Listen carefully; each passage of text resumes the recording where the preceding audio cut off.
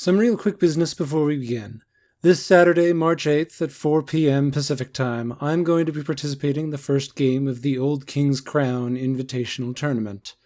I expect I will be destroyed live on stream for your entertainment, and I can only hope that you will in fact be there to be entertained. That is all, thank you. Welcome back. Today I have a game that really showcases how a small advantage gained early can snowball into a very significant lead. By the time my turn to draft comes up, we already have the Otters and Lizards in play, and it appears that we only have one red faction, the EYRIE. With a very passive draft lined up and the prospect of having both Otters and Woodland Alliance in play, who am I to turn down the prospect of unlimited greed? Our final player to choose has at least 2 brain cells to rub together, however, and decides not to go with the Woodland Alliance. Big sad. Now, this kind of draft can turn out to be fairly tricky. With the exception of the Vagabond, all of our factions are fairly passive.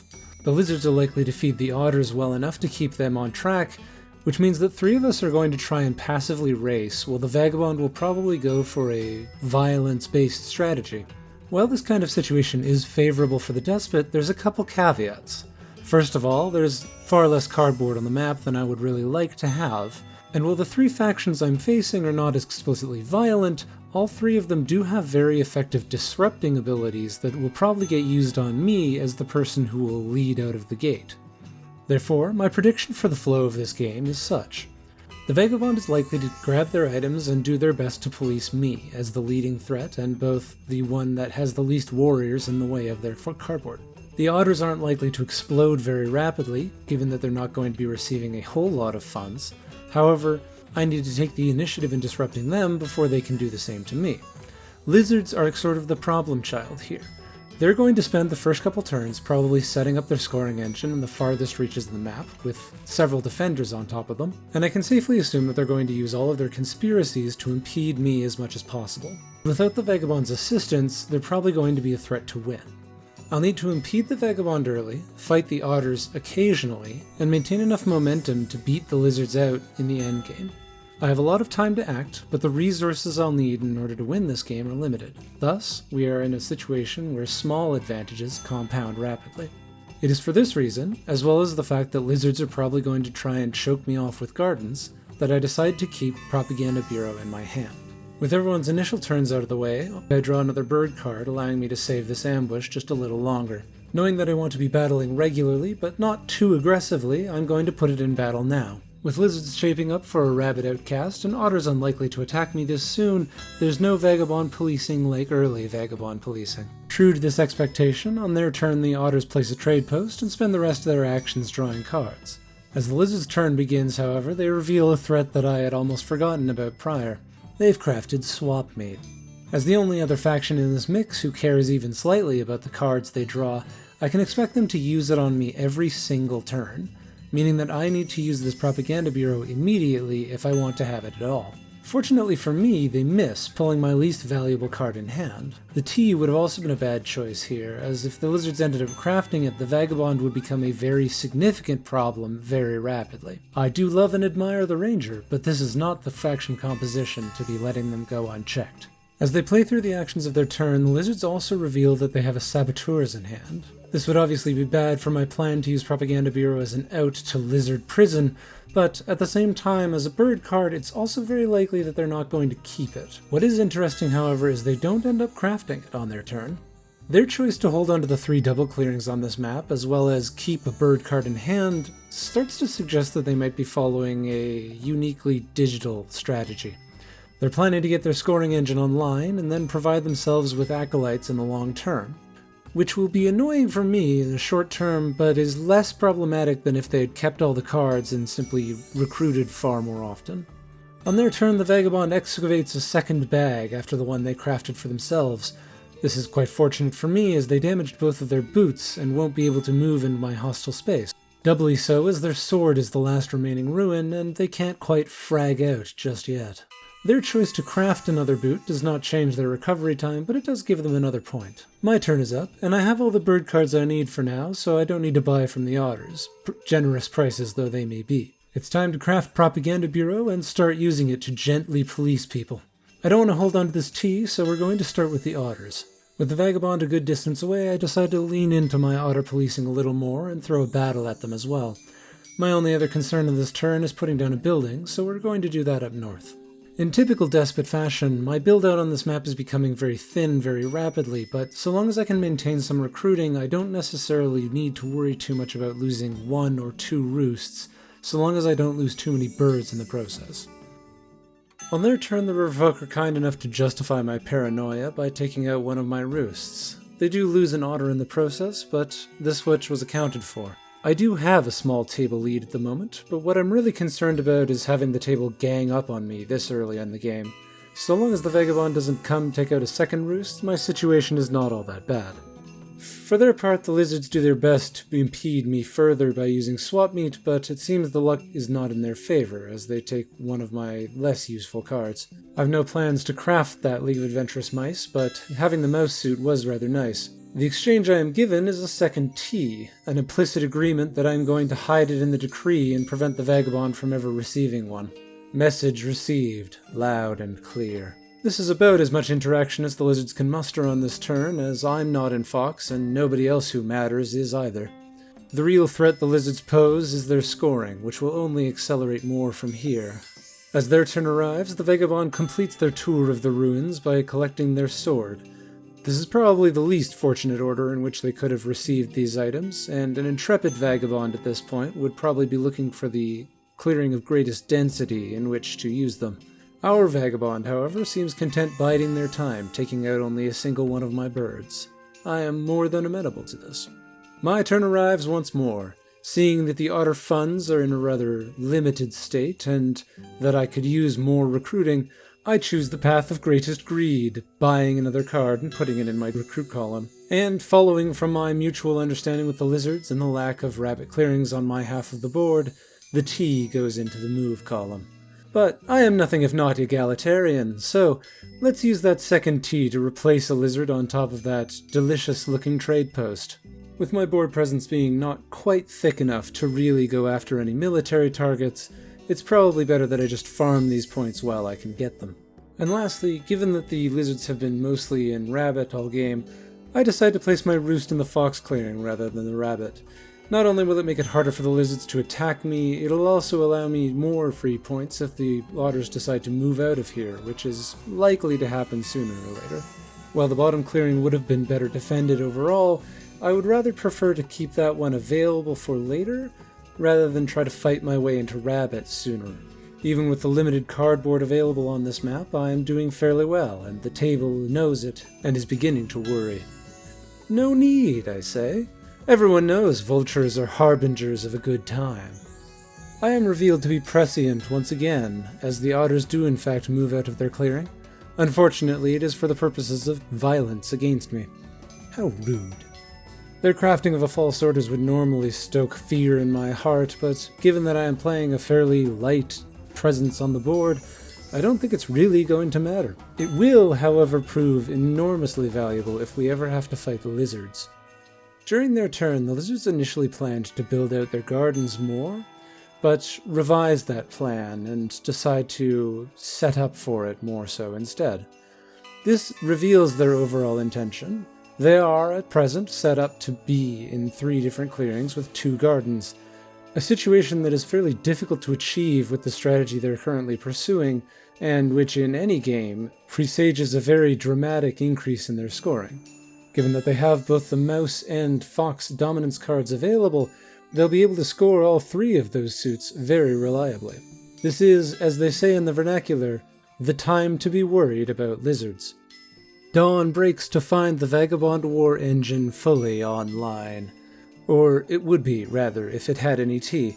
Currently, the Vagabond War engine is mighty, yet subject to fatigue.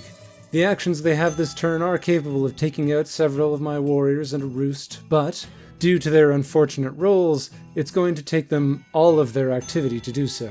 While they may have jumped ahead of me in points, it is not a position they will hold on to for long. With my turn, I have an important choice to make. I have only 1 bird card in hand, and at this point I am unwilling to feed the otter oppressor any further.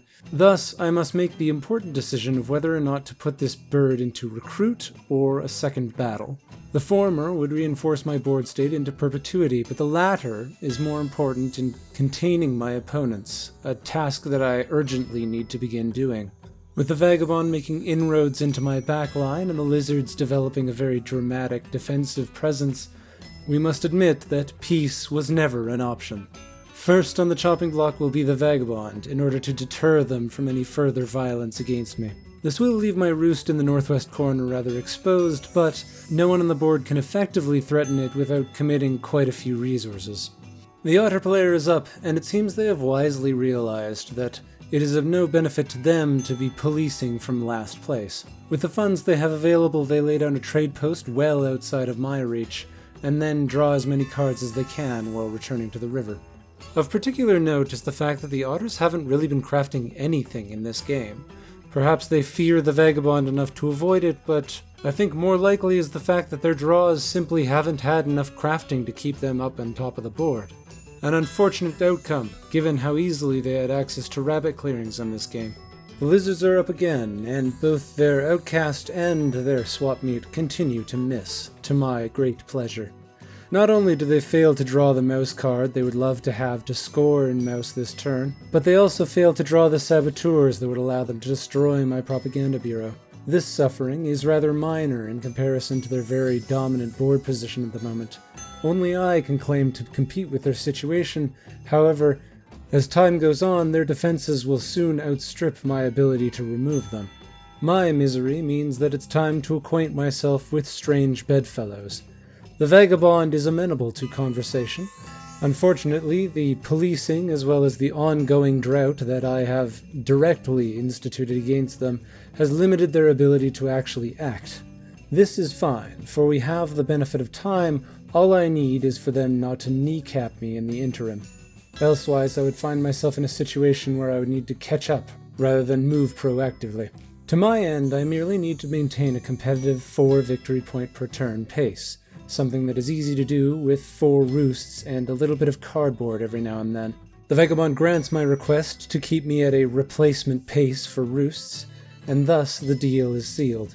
On my turn, I know I'm going to battle the Lizards up north, but it is also important to think about how I'm going to maintain my board presence while doing so. By policing the Lizards, I am going to be feeding them acolytes, and my dominance of the left half of the board will last only as long as the Outcast stays in Rabbit. It is time to diversify my portfolio.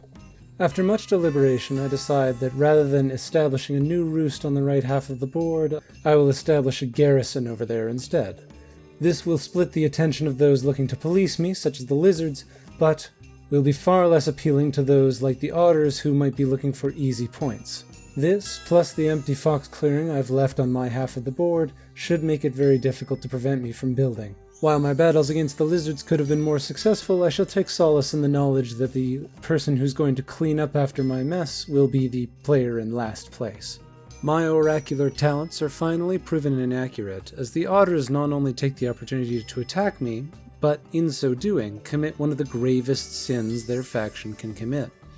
Placing a trade post and then battling with the garrison warrior there immediately at the start of your turn is one of the worst things you can possibly do as an Otter player. The reason for this is that it exposes you to ambushes while your funds box is still full. If the trade post is thusly destroyed, it removes half of your funds on that turn. It is the Otter version of EYRIE turmoiling on recruit.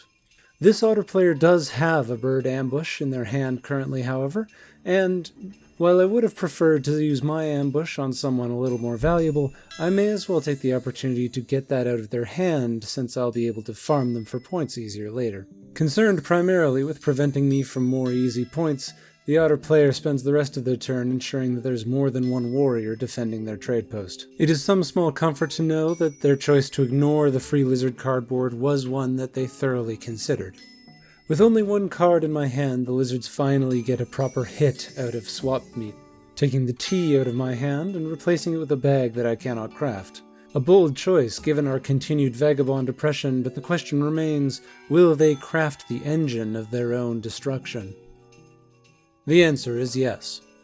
True to their word, the vagabond player does indeed commit to destroying the Lizards in the northern clearings, being certain to take their tea first, of course.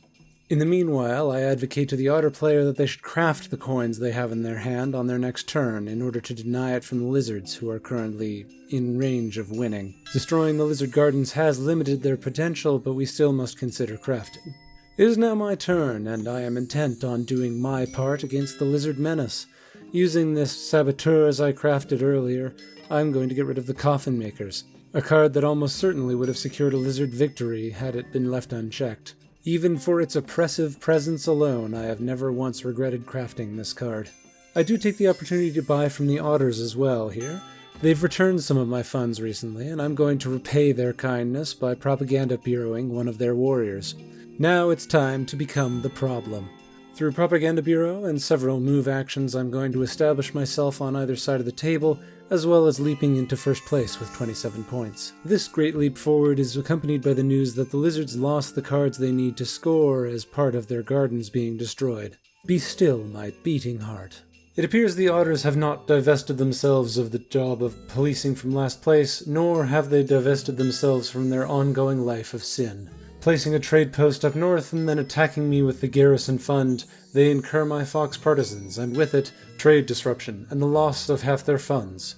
Their crafting of coins, however, ensures that a lizard victory should be out of reach for this turn. Sadly though, because I'm at 28, it does mean that I've lost my chance to win on somebody else's turn. As the lizards take their turn, we find that they indeed do not have the win.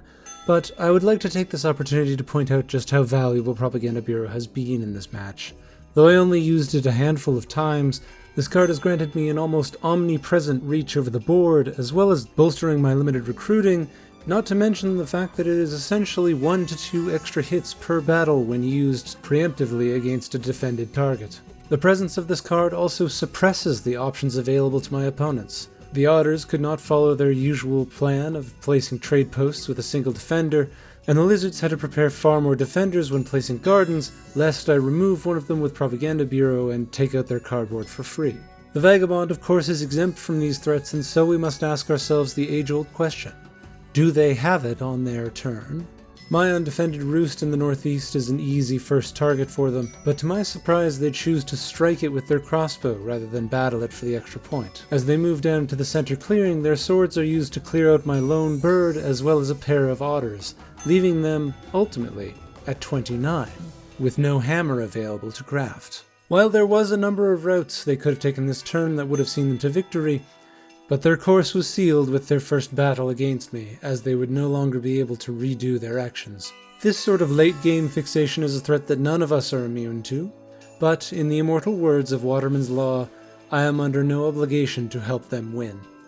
With victory firmly within my grasp, I do the best in my power to end the game without delaying any longer, though I probably should have bought something from the otters if I could craft it. Instead, I decide to move around and battle the otter trade post.